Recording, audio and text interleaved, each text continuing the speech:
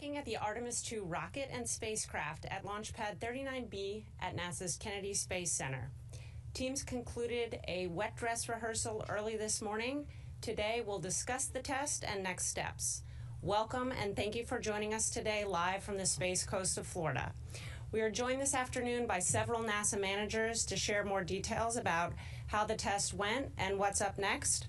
They are Amit Kshatriya, NASA Associate Administrator, Dr. Lori Glaze, Moon to Mars Program Manager, Charlie Blackwell Thompson, Artemis Launch Director, and John Honeycutt, Chair of the Artemis II Mission Management Team. We'll have some brief opening remarks, and then we'll take your questions from both those of you here in the room and on the phone. And a reminder for those on the phone, you can get into the question queue by pressing *1. And with that, we'll start with Amit. Thanks, Rachel. Thanks, everyone, for joining us, and really a big thanks to the media for helping bring the world this incredible mission. We're happy to join you as quickly as we can, coming off of the test last night. When I reflect on where we are today, I think about the team, the hands on the hardware, the countless hours of the challenges overcome, all the teamwork that has brought us to this point. I'm very, very grateful and proud of the team for doing that. I know the administrator shares that. The wet dress rehearsal we had last night was a critical milestone on the way to Artemis II. That was the reason we went to the pad, was to do this test. It allowed our teams to test all the systems required in the all-up configuration. I think it's clear based on what we saw in real time, we're now targeting no earlier than March for Artemis II launch. The Artemis II astronauts have been released from quarantine this morning. They remain in Houston. I want to extend my deepest gratitude to every team member who worked tirelessly on the wet dress rehearsal and all the critical steps that brought us to this point. Really, I mean, it was an incredible effort from so many people to get to this point. Their dedication, expertise, and perseverance has paved the way for us to enter a new launch window. Every challenge that all of you overcame and every detail you perfected led us here, and this milestone is a testament to your incredible work. We're going to review all the data as expected. We just got off console. Charlie got off a little bit later than the rest of us, but we'll review the data, address the items we saw during the wet dress that need future work, and we'll set another series of integrated tests as we go forward, and we'll gather everything we need, and we'll update you as soon as we can. I also want to personally extend my gratitude to this team here. We're missing some of the key team members, but they did just an incredible job getting through that test last night. We had challenges throughout, but the way they managed themselves with poise and dignity and got as much data as we could while the vehicle was in the test configuration, really just a phenomenal job. So really, really grateful to them, and I'd like to hand it over to Dr. Glaze to give you the real details. Great. Thank you so much, Amit. And I'd also like to thank you all, those that are here in the room and those online. Thank you so much. You saw the image of the rocket out of the pad. Those of you that are here have been out there and seen it out there, and I can just say the excitement is just really building. You can feel it in the air when we're out here, when we're near the rocket. It really is spectacular. As Amit said, the wet dress rehearsal is an essential part on our path to flying our 4 crew members, Reed, Victor, Christina, and Jeremy, around the moon and bringing them home. I can tell you that I was conversing with our commander, Reed Wiseman, as we went through wet dress yesterday and following. I know that Amit and the administrator also spoke with the commander, and so we've been staying in constant communication so that they know where we are and that we're all together on this as we are moving forward with our plans. I'd just like to say a couple of words about the wet dress. We really did learn a lot from the Artemis I mission, and we implemented a lot of the lessons learned yesterday through wet dress. And I would say many of those were demonstrated very successfully. And then we were able to actually gain additional data as we were going through the rehearsal. Myself, I know when I went in, I had 3 big things that I really wanted to make sure we were getting data on. And I would say all 3 of those, we did a fantastic job of gathering the important data that we need. First off, everyone's aware of some of the challenges with the hydrogen tanking from Artemis I, and we had made some changes. And I would say the fact that we got to full tanking yesterday on the first try was tremendous success, and we gathered an enormous amount of data on the processes and how we want to go forward with that in the future. So I think that was a huge success for us. Another area that I was really focused on was there's the purge barrier that we do the nitrogen purge we have done in the the pass nitrogen purge between the crew module and the LAS. And we tried something new yesterday, and I really wanted to make sure that we gathered data on how that was working. That'll inform how we perform that in the future to keep the crew and the support staff that are in the white room, keeping them safe as we load the crew, and we got a lot of data there. Fantastic. And then the third area that I was really focused on is, closing those doors, closing the hatches on the crew module and the launch abort system is a challenging process. It's very complex, a lot of steps. It's a big deal, and the more times we can practice that, the better. And I think we, again, got another rep yesterday. Our team's got some more work there. They've learned. We've, again, gathered a lot of important information that's going to help us as we're going forward. Of course, we also identified some additional issues, and we will be tackling those. They tackled them last night. The team did an amazing job. I want to thank Charlie for her incredible leadership. But Charlie and her teams and John and all of our teams that were involved with the wet dress yesterday tackled a variety of challenges in real time and did a great job there. As we've done all along, we rely on the data that we collect through these exercises like the wet dress rehearsal, and it's that data that leads us and sets the pace for where we're going. We have another opportunity in front of us to test our tanking operations and countdown. As Amit says, we will do another wet dress rehearsal in the future. And we look forward to that additional opportunity to learn more about our systems before we launch our crew to the moon. So we got a lot more work to do to get ready for that mission, and we are ready. Our teams are ready. Those incredible individuals that Amit noted, they are geared up and ready to take us forward. I'll hand it over to Charlie. All right. Thanks, Lori. Appreciate it. And thanks to everyone who is here with us today, either in the room or online. So you heard Amit and Lori both talk about our wet dress rehearsal. So we got into our call to stations on Saturday evening and had our plan T0 for yesterday. Got into our go for tanking. We were a little bit behind getting out of the pad, and we got to go for tanking right around 11:30 local time. Got into chill down for both LOX and hydrogen. That went very well. Nothing notable there per the timeline, per the plan. When we got into the LH2 fast fill, which was around 12:29, is when we picked up our first leak in the TSMU in the cavity, which is where the flight and the ground plate come together, and it's that cavity in between. And it's in our 8-inch fill and drain line there. We have a QD that kind of connects those two together. So it was similar, I would say, to some of the signatures that we've seen during Artemis I. Our leak rate was a little bit higher, somewhere in around the I would say 12 to 14%. As you know, we went back, we did some testing between Artemis I and Artemis II, and determined that 16% was an appropriate leak limit for LH2 in that cavity, and so that's what we managed to yesterday. So we saw the leak get up around our limit, and we did a stop flow revert, and when we did that, we saw, of course, the leak came down. We tried a contingency procedure that we used during Artemis I, which is you let that QD warm up, you let the seal warm up, and you try it again. And so we did that a couple times, worked our way through it, and was able to load the core stage all the way to replenish. LOX load went for both core and upper, went really without any issue at all. And we got both stages to replenish, all stages replenish about 17:44 local time yesterday. We worked through a couple things.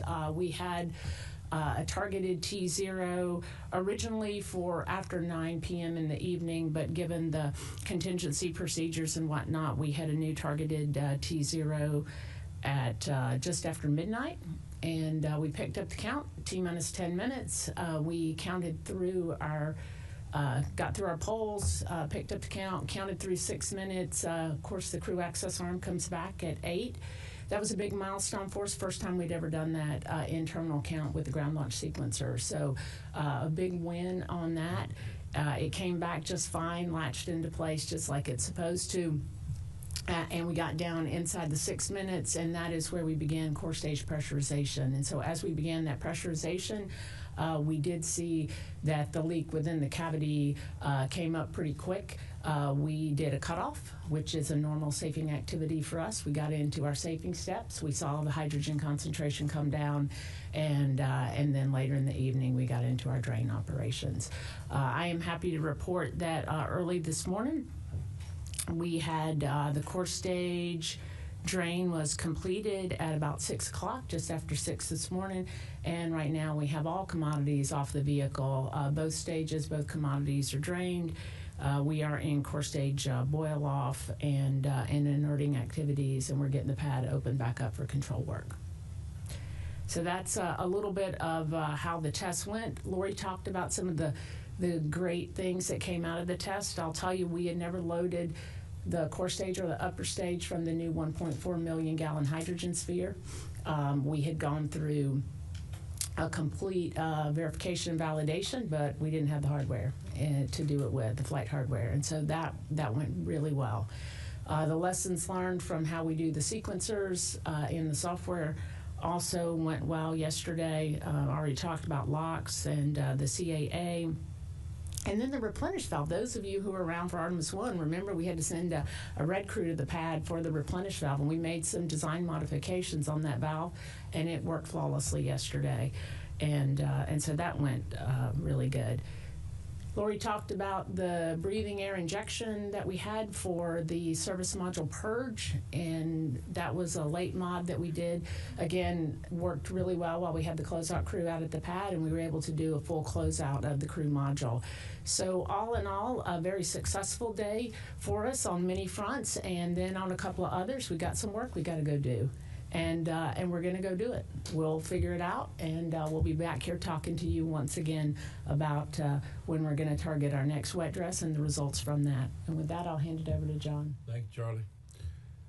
Yeah, so this was first opportunity for us to get the integrated stack for Artemis II on the launch pad with all the systems working together, and see it loaded full of the oxidizer and the fuel, and get to the countdown operations.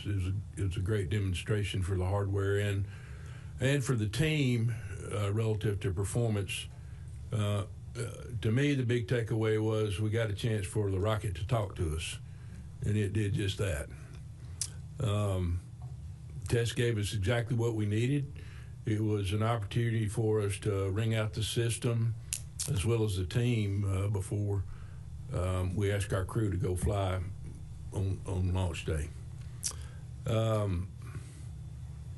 I'm always particularly proud about the rigor that our teams put into reviewing the data. They stay hungry all the time, and I've been talking to some of them on the phone this morning about looking at data and what we're looking for, and just sharing some thoughts there. Going to the MMT was in place ahead of tanking operations, providing guidance to the launch director at our planned checkpoints that included the tanking operations as well as the go for terminal count. We also provided guidance on a couple other points, which I would say were minor risk acceptance items along the way. And that's, that's the big part of what the MMT does, is provides risk assessment and approves risk or not. And finally, I'll wrap it up by saying I fully support the agency's decision and the plan we've got moving forward. Rachel, back to you. All right, it's time now for questions. We'll start here in the room, and then we have several already waiting in our question queue on the phone. Another reminder for those on the phone, you can get into the question queue with *1. And with that, let's start over here with Marcia Dunn. Hello, Marcia Dunn, Associated Press. 3 years seems like a long time, enough time to wring out any hydrogen leak problems. Why wasn't there more aggressive testing checks since Artemis I? And sorry, I'm just losing my thought here. If you could just explain how you can still be having the same problem 3 years later. Thanks. In my old job as the course or the SLS manager, after Artemis I and the challenges we had with the leaks, we took a pretty aggressive approach, as Charlie mentioned, to do some component level testing with with these valves and the seals, and try to understand their behavior and their tolerance for surface finish and FOD or debris or scratches or something like that, right? And so we got a good handle on that relative to how we install the flight side and the ground side interface there. But on the ground, we're pretty limited as to how much realism we can put into the test. And then at the end of the day, and what I would say to that is, we try to test like we fly, but this interface is a very complex interface, and when you're dealing with hydrogen, it's a small molecule, it's highly energetic, and we like it for that reason, and we do the best we can. And actually, this one caught us off guard, and the initial things that we were seeing, and the technical team felt like we either had some sort of misalignment or some sort of deformation or debris on the seal. I would just add that to Marcia's point, we did make some changes, while not to the cavity itself that John was explaining, but we did make some changes to several of the hydrogen components. I talked about the replenish valve. We had a leak there. We did a design mod. It worked great. We also made some changes. If you remember from Artemis I, we also had changes in what I would call the back of the plate, in the purge can and in the debris plate. We changed the flex hose design that comes into the back of that plate. We took the way that some of the hardware was mounted and made it hard welds into the plate. We also took off some of the things that had a cantilevered load. That was some improvements we made during Artemis I, but we did make overall improvements to the ground side of the plate, and we did not see any hydrogen leaks there yesterday. So those two areas were things that were lessons learned from Artemis I that were incorporated, and they tested out really well yesterday. And it was the first chance we got to do that test in this environment. Okay, we'll go behind Marcia to Bill Harwood. Thanks very much. Bill Harwood, CBS News, with three very quick but related questions. And I know you can't answer them, but I'm going to ask them anyway. What is the earliest you think you could do another WDR? I know that's an open question. If a rollback is ultimately required for whatever reason, would that rule out the March window?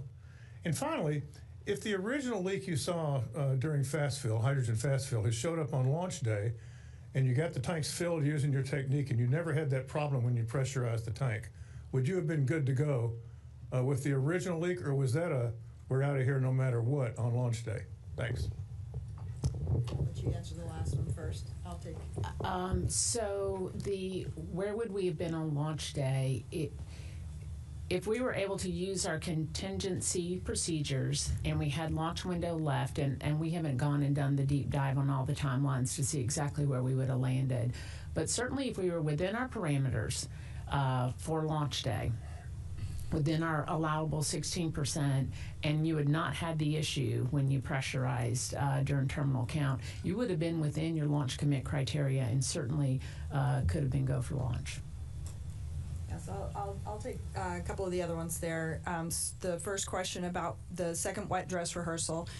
We are, a few hours off of completing the wet dress from yesterday. Our teams have a lot of data they need to assess. We need to put together what the plan is and the various tests in addition to wet dress. What else do we want to do between now and then? So there's a variety of things that need to be taken into consideration. So at this time, I don't have a date for when that will be, but we certainly will let you know as soon as it gets scheduled. I'll make sure everybody knows. I don't expect it'll take us too long to get to that point, but we are still in the process of assessing the data that we collected yesterday and developing the plan. We do believe that we do have contingency pad access now available to us, and that it appears at this point that the work that's in front of us can be conducted out at the pad, and that's what we anticipate. I don't know if you wanted to add anything to that, Charlie. So I would say a couple things, right? During Artemis I, we found out that we can do some work on these plates at the pad. Now, I had hoped that we did not have to demonstrate that again for Artemis II, but we showed that we can go do this work at the pad and be ready for launch. And so that's I would say the first order of business this afternoon when we're done here is for the team to start looking at what that would take and how we'd get into that configuration. Of course, as Lori said, we'll let the data drive us in terms of what the work is in that cavity. But we'll start putting that plan together today. So that's the first part is I think, yes, we can do that out at the pad. The other is that we do have contingency pad access. We developed it for a reason, and that was so that we could do our FTS reset for our clock with the range. And so we have that equipment available to us, and we have it laid into our nominal plan should we need to bridge launch periods between 17 and 18. All right, we'll go here in the front row, and then we'll go to a few on the phone. Hi, everybody. I'm James, our local reporter at Channel 6. So given that you're waiting one more month at least until launch, how's the pressure feel amongst yourselves to finally fly the crew, get them around the moon, especially considering the administration wants to land on the moon in just 2 years? Thank you. Sure. I mean, we feel the pressure to make sure that we're listening to the machine and we're doing the right thing for the crew.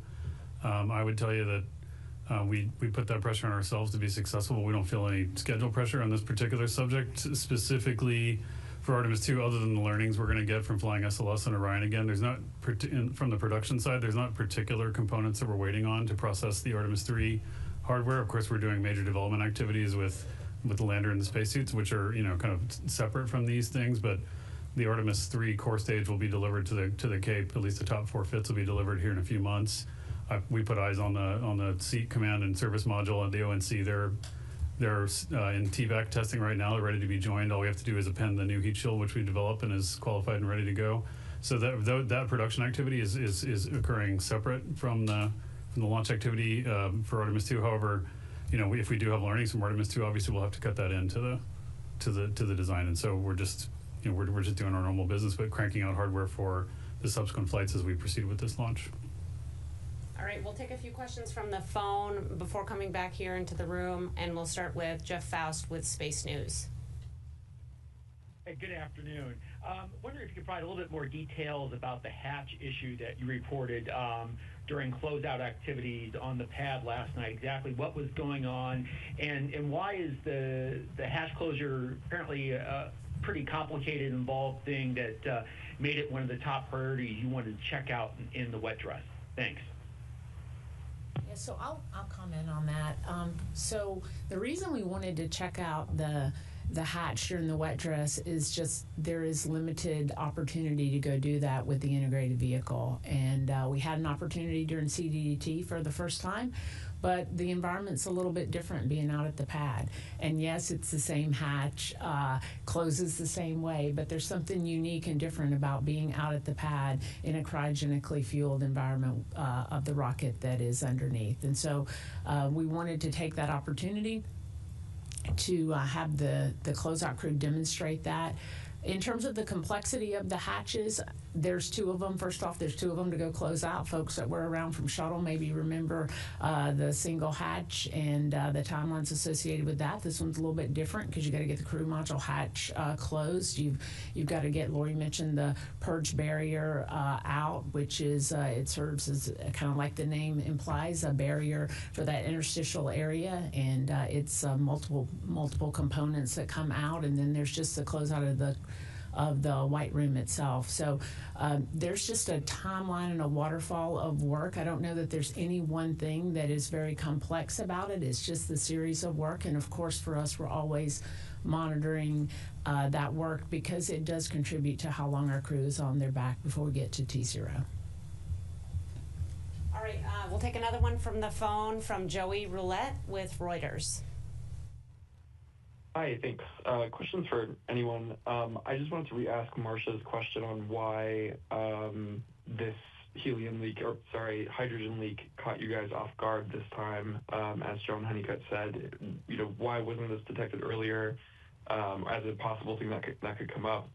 And then also I just wanted to get clarity on the Orion closeout work. I know we just talked about the Orion issue, but Jared Isaacman said that additional factors included extended Orion closeout work. And so what is the work ahead on Orion? Thanks. I'll take the first part. Maybe you guys can do the Orion. Yeah, Joey, it's a good question. As we said, we test the component level, right? And we made the improvements we made from Artemis I. I think, and I don't want to get ahead of the data review, but part of I think what might be contributing to it, and we have to go inspect the seal and see if it was, what condition it's in. But, when we're mated to the tail service mast and we roll, that rollout environment is very complicated, as you see the size of the machine there and, kind of the way in which we have to push it out to the pad. So, and while we're rolling, that interface is in communication. And so, we don't really know exactly. It's very hard to predict kind of what credit we can take for and what the acceleration environment is all the way up and down the stack. When we did Artemis I, in fact, we did a lot of stop and start tests to see if we could characterize it. But even then, it's pretty complicated from a stress and strain standpoint. And so that's not an excuse. It's just that's the first configuration in which we've been able to witness that environment. Lots of times when we look at the duration the rocket can stay at the pad, we have a very good understanding of like onshore winds and those loads and how those affect the mated stack, because that's more predictable. The one thing that's very hard for us, and we kind of keep in our pocket as pretty constrained, is the number of rolls. Those of you guys that followed Artemis I, we were very particular about that because we can't take credit for the witness of that rollout environment. It's very complicated. And so we think that's a contributor, but again, we have to tear the seal apart and see what happened. And I'll leave that for the Orion question for y'all. In terms of the amount of work, if I'm following the question correctly, the amount of work in Orion closeouts for where we were in wet dress, when we were essentially configured for launch, that was always part of our plan because we wanted to limit the amount of work between WDR and our earliest launch opportunity. So in terms of a lot of work within Orion, there really wasn't a whole lot left between WDR and launch. We did have some late stow and some other things, and obviously the final configuration for launch relative to some of the crew equipment. But overall, we were in I would say, very close to launch configuration yesterday. Okay, we'll take one more on the phone and then come back to this side of the room. The next question is from Eric Berger with Ars Technica. Hi, thank you very much for doing this. Earlier today, the NASA administrator said of DSLS, the flight rate is the lowest of any NASA-designed vehicle, and that should be a topic of discussion. And so I'd like to ask about that. Going back to the green run years ago, I think that this is maybe the 7th or 8th time the SLS rocket has been fueled, at least the core stage, and all of these tankings have been pretty adventurous. So I'm just wondering, given the low flight rate, do you think launching this rocket is ever going to be more than an experimental process? Thank you. I'll take that one, Eric. It's a great question. And I think you're right. The flight rate is not it's long. 3 years. It was brought up by Marsha earlier. That's a long time between the first test and the second all-up test. Of course, we've been testing across the board, in different configurations. This vehicle is designed to, at least our test campaign is designed to conduct these all-up tests. We do component and other level testing where we do this tank pressure testing when we machine and manufacture the test. So we do get that data. But, to be fair, it is going to be experimental because going to the moon in this configuration with the energies we're dealing with, and every time we do it, these are very bespoke components. They're in many cases made by incredible craftsmen, and so the geometries of them, even though they're within tolerances, each one of them is different. Honeycutt said earlier, this is the first time this particular machine has borne witness to cryogens, and how it breathes and how it vents and how it wants to leak is something we have to characterize. And so every time we do it, we're going to have to do that separately. this is the configuration that we need, with the energies we need in order to achieve these near-term missions.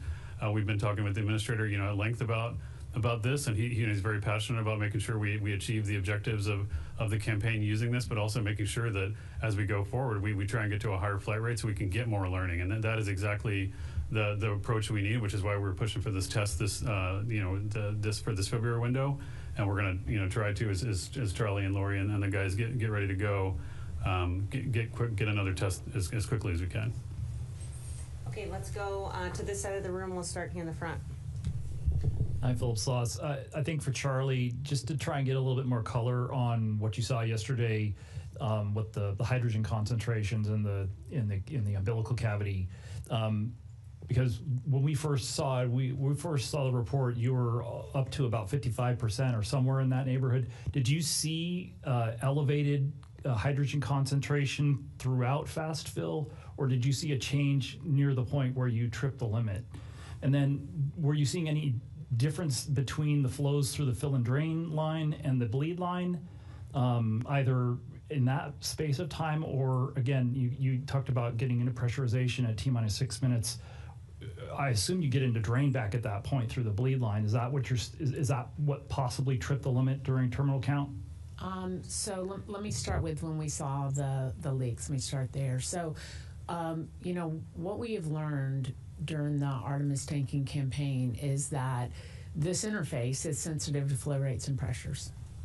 We learned that during Artemis I, and we saw the same thing. Yesterday. It was when we went to fast fill. We were in slow fill. We were within our limits and within our bands. It was when we transitioned to fast fill that we began to see the limits creeping up, or the concentrations within the cavity creeping up. And we did, was it a steady rate? I mean, it increased. We got up to, probably 12, 14%. And then when we got close to the 16%, that's when we did stop flow and revert, and decided to invoke our procedure for letting that interface warm up and then retrying it again. During Artemis I, we found that sometimes I was very successful. I mean, that's a pressure assisted seal, so sometimes letting it warm up and then putting some more pressure across it, you'll see the seal improve. And so that was the goal yesterday. When we tried it the second time, the performance was pretty similar. We have the ability, and what we do in that case is that we are actually pressurizing in the storage area, in the sphere itself, and we're kind of using that pressure to, hydrogen light, and so you put some pressure in the system and kind of push it, as we say, push it up the hill, and so we started out with a lower pressure, but as we put additional pressure and got back closer to our fast fill rates, we started to see the leak. And so it was, I would say, in and around the 12 to, when we got up to 16%, we would take action. We saw that through the three different contingencies, but we were able to manage it. We would manage it with the pressure, get back within your leak rate in the cavity, or get close to it. And so that's how we managed to get all the way to replenish. In terms of when we saw the spike in the leak, it was in terminal count. It was as we began to pressurize the tank, and whether that came from through the 8-inch or the 4-inch bleed, we really need to get into the plate and take a look, and we'll know more, in a few days when we get in there. So it'd be hard to say at this point. Again, the team's going through the data, so if you ask me tomorrow, I might have a better answer. But right now, I'd tell you that based on the timing, it looked like in real time that it was likely through the 8-inch. Could have been the 4, though. So we'll take a look at all that and see what was going on there. But it did go up, and it went up very quickly, and so we knew that we had something that we didn't understand. That's why the operator immediately gave a cutoff, and we got into safing. Okay, we'll go to Irene Klotz here, and then Will Robinson-Smith, and then we'll take a few more from the phone. Hi, Irene Klotz with Aviation Week. I have a question first for Charlie or John. You ended up adjusting the timing for the wet dress because of the cold, but then did the wet dress in the really cold. Can you just explain a little bit about what you were doing during those 2 days, and if there was any equipment or systems that were close to like qualification limits because of the cold? And for Amit, did the Falcon 9 upper stage anomaly yesterday do anything for your planning for Crew 12 launch? Thanks. I'll do the Falcon 9 first, guys, and hand it to you guys. Yeah, thanks, Irene. Yeah, we did. SpaceX did a report as soon as it happened on a Starlink flight that they had an upper stage anomaly. They're working that with the FAA. So I don't want to get in front of that. The FAA is the lead investigative body. We do have our teams with commercial crew embedded in that investigation, and so in terms of how it affects our plans for Crew 12, et cetera, we're pressing towards our Crew 12 window. We're planning towards, just a week, a little bit more than a week from now to start that preparation. But again, that's going to be contingent on the return to flight rationale, which we're heavily partnered with both the FAA and SpaceX. All right, the 2 days that we delayed wet dress. So let me say a couple things that weren't part of your question, but I'm really proud of the team that worked so hard to get to wet dress early. Right, we looked at what we could do to get there early. Our team had the work done. We were prepared to do wet dress 2 days earlier than we actually did it, and so that actually ended up being a wonderful thing. Now the weather wasn't so wonderful, right? We were in unprecedented cold here in the state of Florida. We were very deliberate about looking at the weather and determining if we were in a configuration to do the test. Originally would have been our T0 would have been Saturday evening when we ended up doing our call to stations. If you recall, on Saturday evening it was very cold and it was very windy, and we did look at the weather and look at our criteria. The main criteria there for a wet dress, which is different than launch. On launch day, you absolutely have requirements for temperature and winds and other things. For wet dress, we did look at our temperatures because we needed to determine if we were within our certification limits for the ground hardware as well as for the flight hardware, and we looked at winds, and winds was really the more concerning item. There was 37.5 knots was what we were looking at as our constraint. And that was the primary driver for when we moved the wet dress originally from Saturday to Monday. And that was a great call, because those of you who were here in the state of Florida during that time, you know that we had 50+ knot winds on Saturday night. And so that would not have been a good configuration for us to be tanked in. It certainly would not have been a good configuration for us to send our closeout crew to the pad. And so that was part of the consideration for moving it. In terms of how did things go, we certainly saw in some of our, I'll say, pneumatic equipment, right, that is sensitive to temperatures. We saw some fluctuation in some of our regs, but we have as part of the configuration and part of the control on those, they have some automatic or E-reg control that accounts for changes in temperature and pressure, and so we were able to manage all of that. There wasn't anything significant that I would say came out of yesterday other than activation of some heaters and those types of things. In terms of protecting the vehicle, we had purge going to the F skirts during the during the cold weather period. Sorry.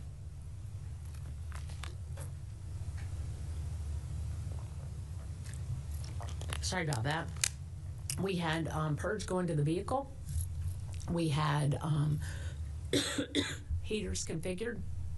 So in terms of taking care of the hardware at the pad, we had all the right things in place. Okay, let's go over here to Will Robinson-Smith.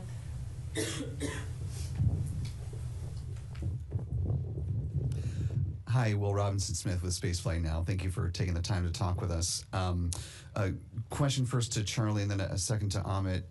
For Charlie, in the blog post that came out sort of summarizing wet dress yesterday, it mentioned that there were troubleshooting issues regarding to audio comms across the ground teams that have been present for the past few weeks, including during WDR. Can you characterize what those were, and are they the same or different than what we're seeing during CDDT in the VAB? And then for Amit, as you're looking towards the future of SLS, bringing in the exploration upper stage, I know the green run is coming up for that in the somewhat near future. Can you talk about some of the planning to maybe nip some of the issues that you've had with the vehicle in the bud for that second version of SLS that's coming down the pike to hopefully make the process to getting to launch a little bit easier? Thanks. You need a break. Yeah, I'll go you go ahead and then I'll Yeah, do the sure. No, comment. it's good. We're looking at the production there for what we're doing at Stennis and how to make those tests more efficient. In fact, we came up with a unique nozzle config so we can do sea level testing of the vacuum engines to make that a little bit better. We'll see how that works. But across the board, we're trying to learn manufacturing fabrication techniques to make that more quick too. I mean, these are big circumferential welds.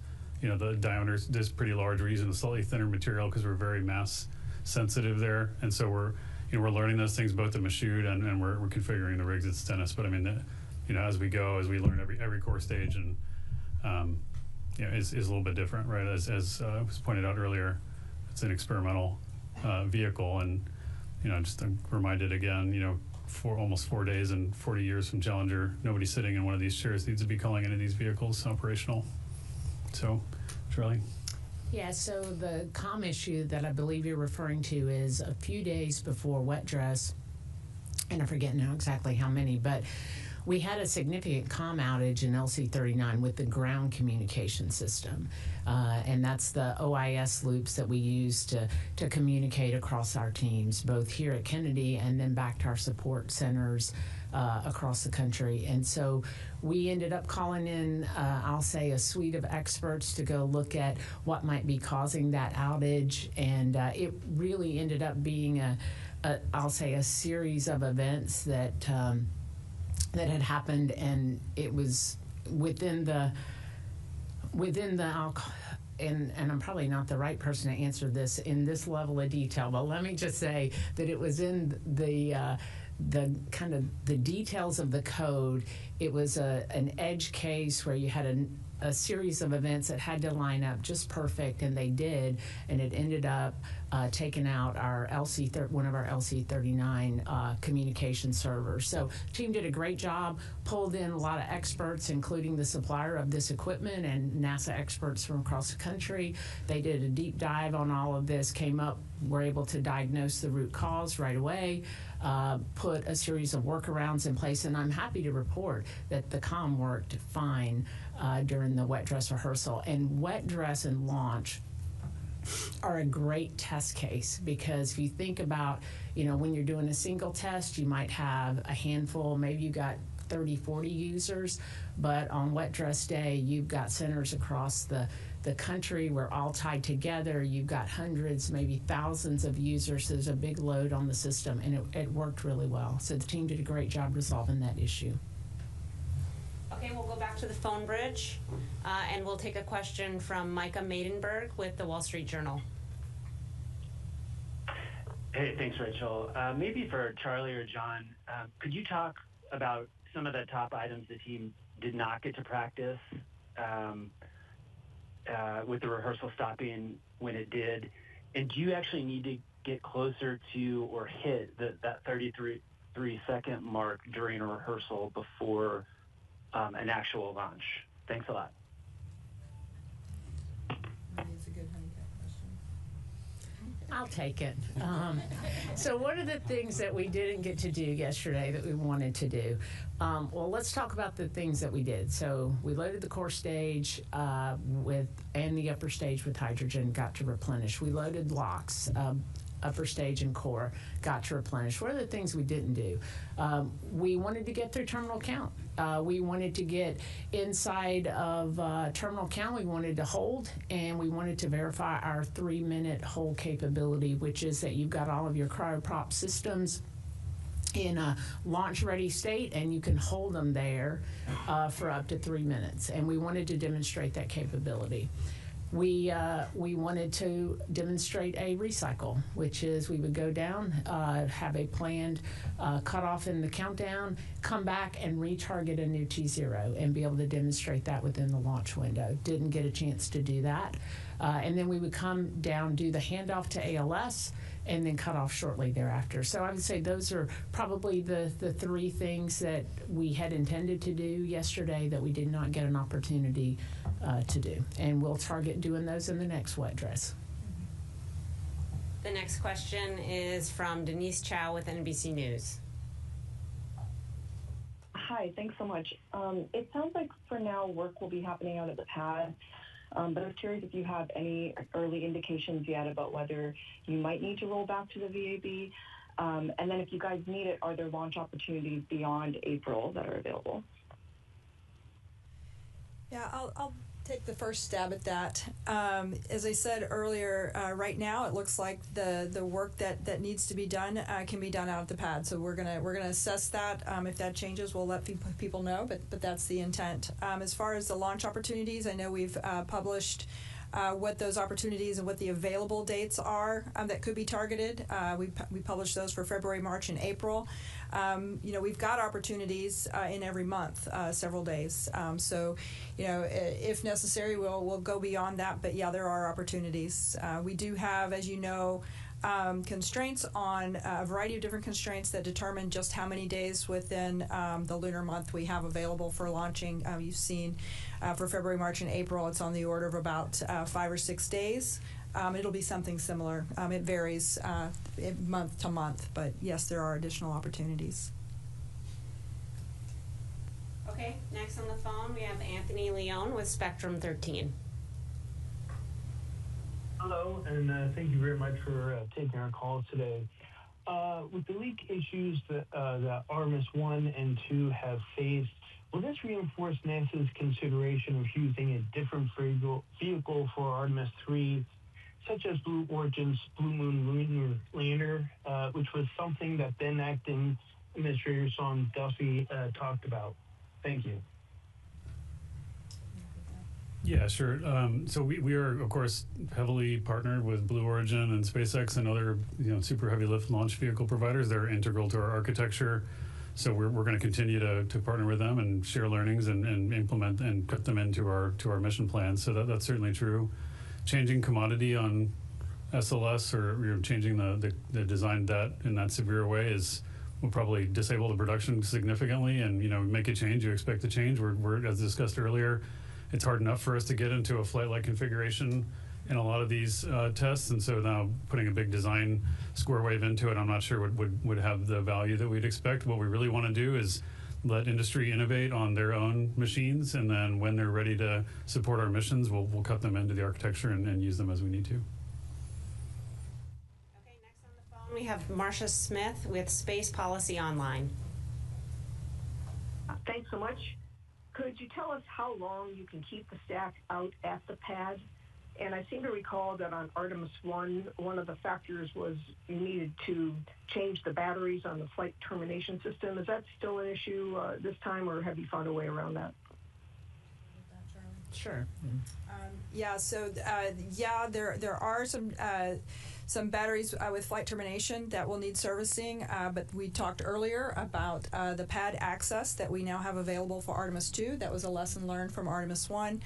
So there are some things that we can do servicing out at the pad.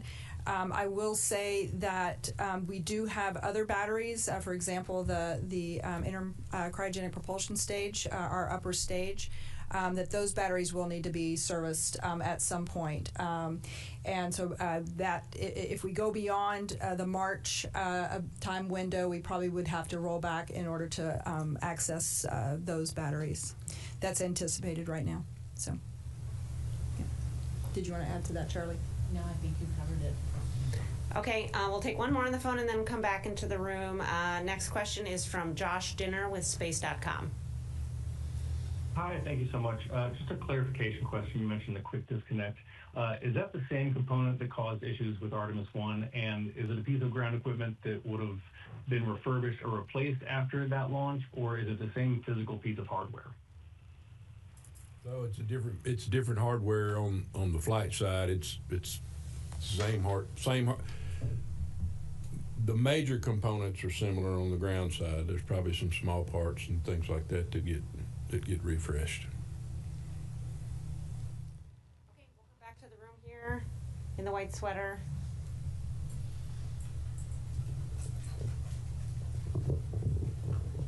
Hi, thanks so much. Jackie Waddles with CNN.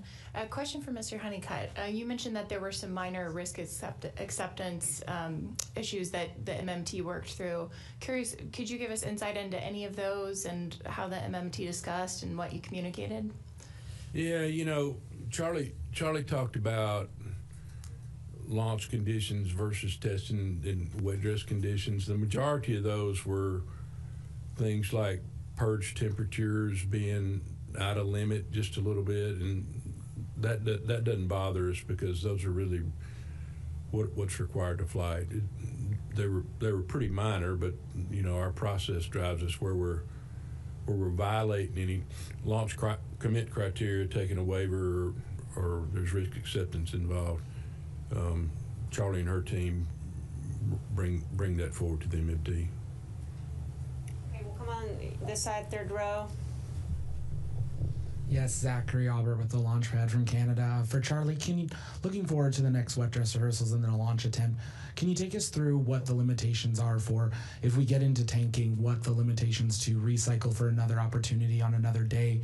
Artemis 1, I know we heard 24, 48 hours. Also, looking towards the vehicle, are there any waivers that are maybe approaching a deadline that we'd have to look at? With Artemis 1, big one was the SRBs. Are we approaching any of those cutoff timelines that we'd have to look at some sort of waiver? So I'll probably invoke the panel for some of the greater waiver pieces, but I will talk about the recycle capability. So we have two things that in a wet dress that we do, and the first is, or the plan was to come through a nominal count, because on a real launch day, one of the things that we can do is that we come through count. We have a 2-hour launch window, provided that you have enough window to do this. If you had an issue where you had a cutoff in the middle of your term count, you have the ability to go get back into fill, get your tanks topped off. If it was something that you could clear, explain, work your way through, and then retarget a new T0. That is not a capability that we had demonstrated during Artemis 1.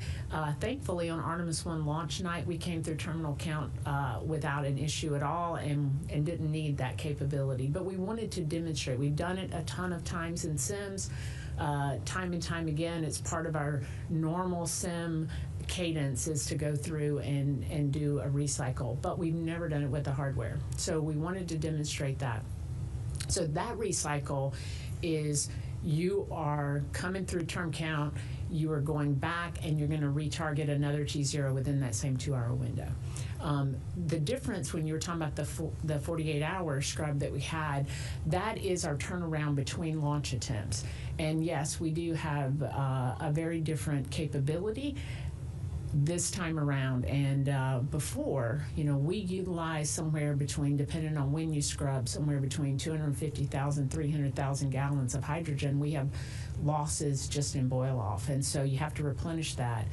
And during Artemis 1, that was about 30 tankers worth of hydrogen that we had to roll into the pad. We did about 20 hours of replenishment ops, and that set us up for a 48-hour scrub turnaround. That also puts a big demand on the suppliers. That's a tough turn for really everyone involved. So we built the new 1.4 million gallon hydrogen sphere. Again, first time we'd ever used it. We refer to it as our loading sphere because that's how we intend to load the vehicle, and we use the old sphere to store hydrogen. So when we have a scrub, we can instead of taking those 30 tankers, we can push a couple of 100,000 gallons of hydrogen from one sphere to the other and be ready for the next attempt. And so we do have a 24-hour scrub turnaround capability for Artemis II as a result of that new hydrogen sphere. Yeah, probably the biggest one you mentioned was the booster. So the booster office does a really good job of staying way ahead of us on when our need is and doing their assessments. So for the near term, we're still good. If we start seeing where we may bump up against that, they'll go reassess. But those assessments have all been positive to date. Some of the other areas you've already heard about, batteries, and then soft good. The Moon to Mars Enterprise does a great job tracking all those life limit items. So I don't see any concern out there right now. Specifically, I get the cast life is good till 28 on the boosters, I think, for this pair, and then slump. You worry about slump, just propellant grain migration, but we can measure that as we go, so we can actually take witness and see if we're getting any migration. We're not seeing any of that right now. A handful of other things on the vehicle, on the spacecraft, like the active. The scrubbing capability of the sorbent material and the CO2 beds is also something we watch, but we've checked that through the middle of 27, so we got a lot of margin there. We'll go back to the phone bridge to the next question from Alicia Sowers with Mashable. Hi, thanks for taking my question. My initial question was going to be about those ground communication dropouts, but since that's already been answered, I was wondering, just sitting at the pad while this work is being completed, is there increased risk of damage to hardware and electronics on SLS through, exposure to these extreme temperatures and, weather elements? Take a shot and I'll hand it over to John. So one of the things about having space hardware is, that tank is rated for hydrogen at minus 423 degrees. So when you stack that up against a local forecast of 25 to 27, there's certainly things we take into account as it relates to flying. But sitting out at the pad, it's in pretty good shape, especially with the purges on the vehicle. So I think that's, I don't know if you have anything. Yeah, I mean, when we go through our testing and certification processes, we account for all the conditions that we could experience out at the pad, and even back for Artemis I, when we had the high winds from the threat of the hurricane coming through, we did the assessment and we said, hey, it's safer to stay at the pad than just take another rollback, right? Cat 1 hurricane, right? So yep. We also have lighting protection, all that's we protect for. We don't do it carelessly, but I think the vehicle's pretty robust against those conditions. We'll take one last question on the phone from Paul Brinkman with Aerospace America magazine. Hi, yes, I would like, could somebody please explain in this context how the leak threshold is determined? I believe 16% was mentioned. What exactly is the risk of a leak at 16%? Why precisely the countdown was terminated in that case? I can take a shot at that, or John, if you want to add. Yeah, what I would tell you, in the shuttle program, I always had scratched my head about why we had such a low requirement at 4%.